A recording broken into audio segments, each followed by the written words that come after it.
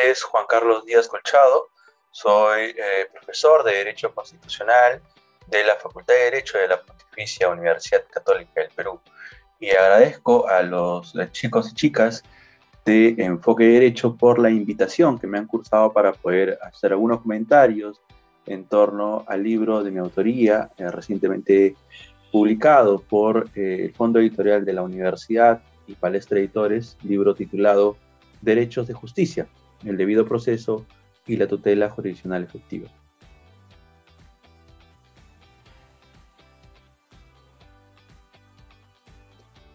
Bueno, quizás para poder comentar alguna de estas ideas que recoge el libro, sería bueno explicar en breve, ¿no?, que este se inserta en el marco de una colección más amplia de 10 títulos sobre los derechos fundamentales que reconoce la Constitución.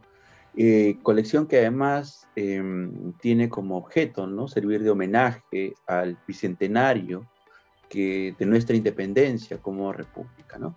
En ese contexto, toda la colección, todos los libros que la integran, incluyendo el de mi autoría, tiene por objeto desarrollar de una manera sencilla, asequible, distintos aspectos vinculados con los derechos fundamentales, ¿no? Desde la titularidad, el concepto, quiénes están obligados a respetarlos, cumplirlos, cuál es el contenido y cuáles serían los mecanismos de tutela y o de protección de cada uno de estos derechos.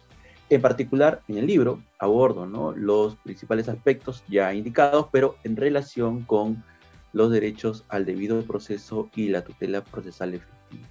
Entonces, en esa línea se presenta en una primera oportunidad un panorama general de ambos derechos, sus vínculos, sus relaciones, sus puntos de contacto, sus orígenes, ¿no?, sus conceptos, sus contenidos en términos generales, y luego ingreso con algunos derechos en particular, empezando por el derecho al juez predeterminado por la Constitución y la ley, los principios de independencia e imparcialidad judicial, el derecho de defensa, el derecho a la debida motivación de las resoluciones judiciales, ¿no? Son los temas que aborda el libro que puedan ser de interés, ¿no?, de todas y todas ustedes, ¿no? En principio, como comentaba, la colección busca, ¿no?, con un lenguaje sencillo, claro, pero no menos riguroso académicamente, presentar los contenidos y los aspectos relevantes de los distintos derechos de que trata la colección, y en particular en lo que me correspondió, los derechos de debido proceso y tutela jurisdiccional efectiva.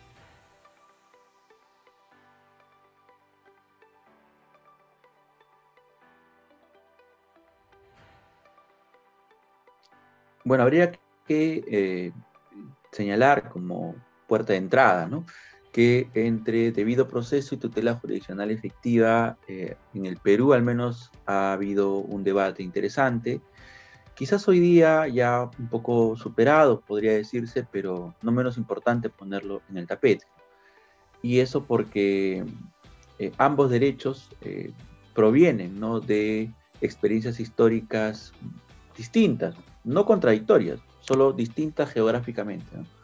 Debido proceso proviene de la experiencia del common law anglosajón, Inglaterra, Estados Unidos, y luego salta, ¿no?, hacia el derecho internacional de los derechos humanos con la Declaración Universal de Derechos Humanos de 1948, y luego se recoge, ¿no?, en la Convención Americana de Derechos Humanos de 1969, y por ahí llega este concepto de debido proceso. En cambio, y curiosamente, ¿no?, el derecho a la tutela jurisdiccional efectiva, nosotros lo hemos tomado directamente de la experiencia española. No obstante, los colegas no españoles y en general la experiencia del Reino de España es tributaria del Convenio para la Protección de los Derechos y las Libertades Fundamentales de 1950, que recoge un derecho al proceso justo, que a su vez tiene como punto de referencia la Declaración Universal de Derechos Humanos del 1948, donde se recoge el debido proceso, ¿no? Entonces, por ese lado, por la experiencia española, es que debido proceso migra al ámbito del Convenio Europeo como un derecho a un proceso justo, y de ahí se traslada a la Constitución Española de 1978 como un derecho a la tutela judicial efectiva, ¿no? Y nosotros, la hemos recogido de esa experiencia española, ¿no? Y ambos conceptos, que tienen orígenes geográficos distintos, están recogidos por igual, ¿no? En la Constitución de 1993, en el artículo 139.3. Y decía sobre el debate porque, como pueden ver, ahí hay un punto de distinción en cuanto al origen, pero en sede nacional el debate ha sido si son derechos redundantes, porque aparentemente provienen de un mismo punto, ¿no? Si tienen contenidos similares, o si es que el debido proceso está incluido en la tutela jurisdiccional efectiva, y o si es que la tutela jurisdiccional efectiva está incluida en el debido proceso, ¿no? Entonces, en ese debate he tenido que tomar una posición, ¿no? Es un debate, como les digo, que tiene años en el Perú, pero que a estas alturas, ¿no? 2022, como que ya está más o menos asentado fundamentalmente por el aporte, ¿no?, que sobre el mismo ha tenido la jurisprudencia del Tribunal Constitucional. Y en esa perspectiva, siguiendo lo que ya el tribunal había ido desarrollando, por mi parte, adopto la postura que entiende que son derechos autónomos que tienen contenidos diferenciales, ¿no?, que tienen ámbitos de aplicación diferenciales y que se puede, pues, postular que tienen una autonomía conceptual propia, ¿no? Ahora, el hecho de que tengan esta autonomía conceptual propia no quiere decir que no tengan vasos o puntos de contacto, porque entiendo que aunque son autónomos, son complementarios, ¿no? En tanto permiten, ¿no?, una protección de carácter procesal de todos los derechos fundamentales, ¿no?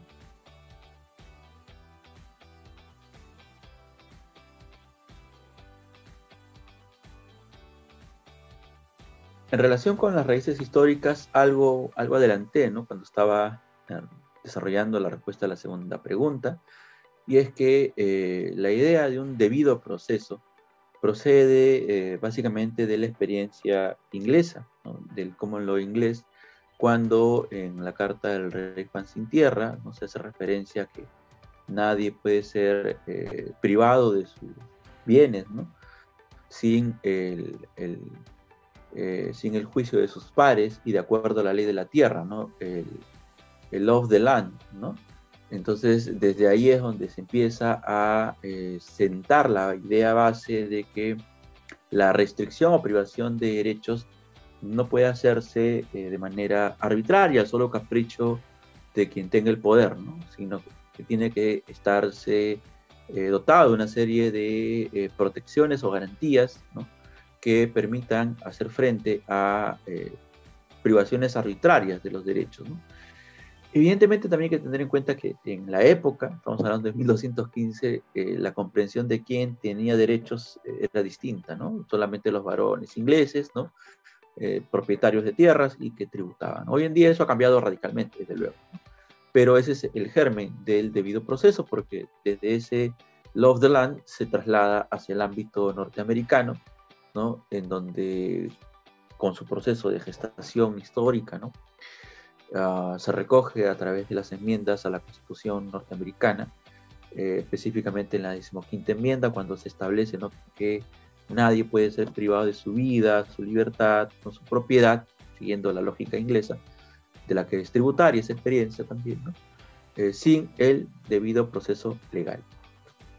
Y esta idea es que empieza a ser desarrollada fundamentalmente por la jurisprudencia de su Tribunal Supremo, y tiene una primera aproximación de corte, desde luego, procesal, es decir, como el dotar a la persona que pueda estar inmersa en un proceso o procedimiento de una serie de garantías como derecho de defensa, conocimiento de los cargos que se imputan, razonabilidad, ¿no?, proporcionalidad de las sanciones, restricciones a los derechos, entre otras que se van generando a nivel jurisprudencial, ¿no?, y que luego va mutando hacia una evaluación en torno a la proporcionalidad y o razonabilidad de lo que se decide en estricto, ¿no?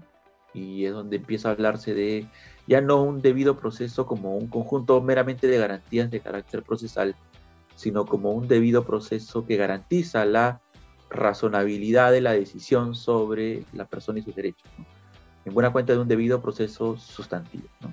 Y esa es la experiencia norteamericana que se ha ido gestando y desarrollando y que también de la cual nosotros nos hemos hecho eco, ¿no? En el Perú se reconoce tanto un derecho de un debido proceso procesal, ¿no?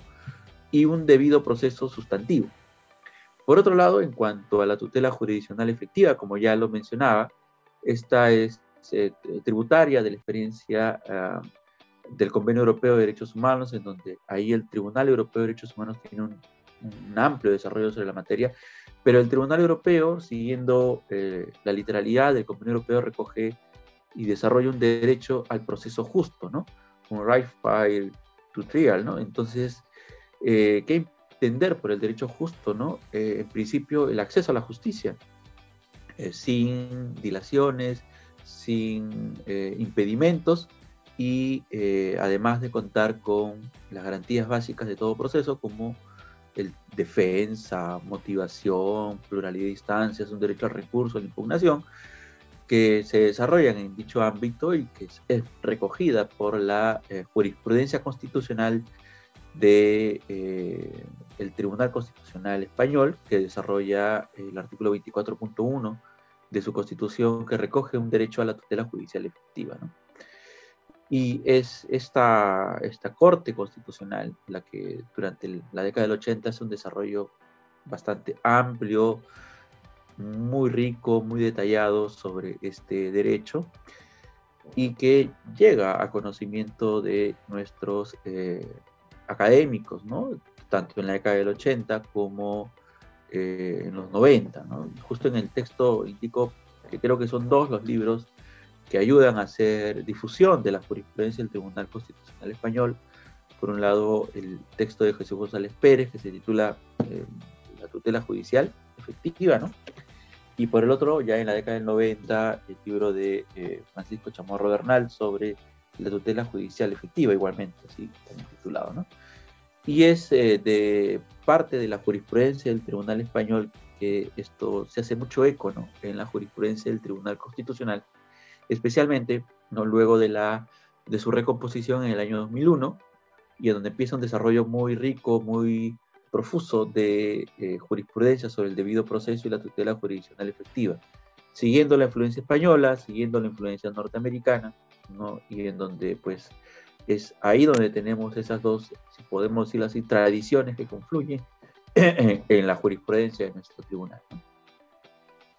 Bueno, en relación con los aportes, ¿no?, que tiene el texto, yo lo que quiero señalar en principio es que es un manual universitario, ¿no? Es decir, es un texto que se ha trabajado pensando en llegar, aunque no únicamente, pero sí en línea de principio, a las y los estudiantes, claro, de la Facultad de Derecho de la Universidad Católica, pero en general a todo aquel estudiante que, de esta carrera, de cualquier universidad, que pueda tener interés, ¿no?, en profundizar en su acercamiento, ¿no?, hacia estos dos derechos, debido proceso y tutela jurisdiccional efectiva, ¿no?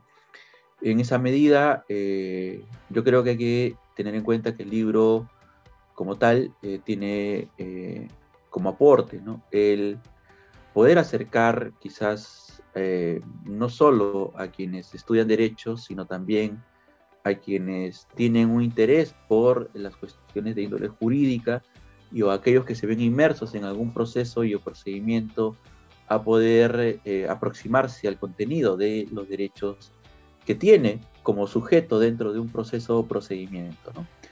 Eso en primer lugar, ¿no? En segundo lugar, el objetivo de la colección como homenaje por el Bicentenario, ¿no?, procura no solamente estar, o no solo llegar, ¿no?, a jóvenes, chicos, chicas interesados o que son parte de la carrera, sino también a un público mucho más amplio, ¿no?, en la medida del interés, desde luego, ¿no?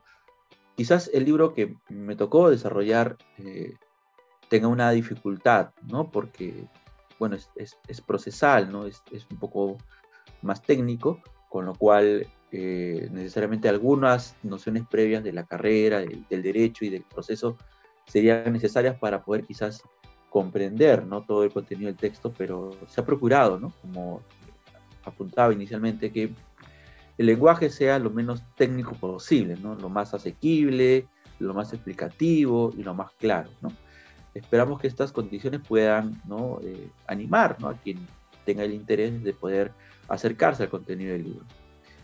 El libro como tal se publicó a mediados del año pasado, ¿no? Y hay que resaltar lo siguiente, ¿no? Junto con los demás libros de la colección, Los Derechos Fundamentales, un homenaje por el Bicentenario de la Independencia, pasó por un proceso de arbitraje, ¿no?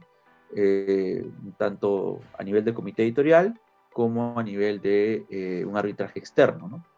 Entonces, esto para adecuarnos a los estándares de calidad académica que hoy en día se manejan en las universidades del país, ¿no?